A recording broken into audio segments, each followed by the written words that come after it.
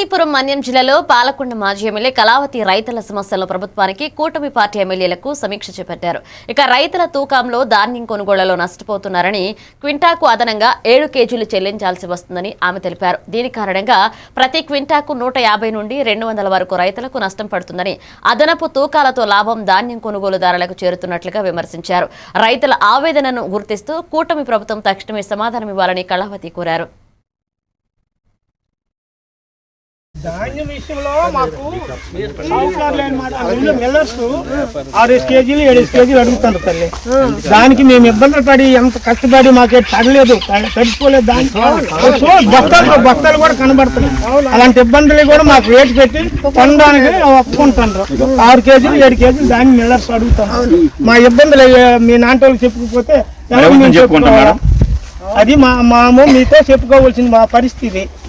అది గతంలో ఎప్పుడు ఇలా జరగలేదు.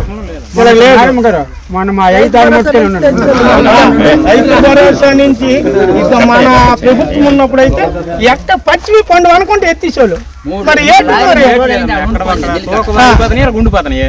మొన్న మన ఒక లోడ్ ఆ లోడ్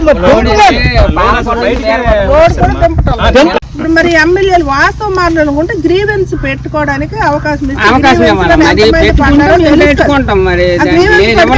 మందికి రాలేదు కదా, మళ్ళీ ఇస్తామని హామీ ఇవ్వాలి. మేము ఇచ్చేసాము, అవాస్తవాలు మాట్లాడుతున్నారని ఈ ఎమ్మెల్యే గారు అలాగ అంటున్నారు. ఏం చేయమంటారు అంటే నోటికి ఏదొస్తుంది దబాయింపు బొకాయింపుతో బతికేస్తుంది.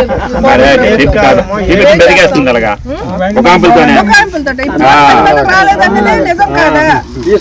మా వండలోనేమో 600 మందికి ఇచ్చేసానంటే అబద్ధం కాదా?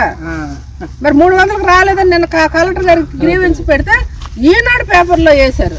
ఎందుకు వేస్తారండి? అబద్ధం ఆడితే వేస్తారండి? ఎందుకు వేస్తారా?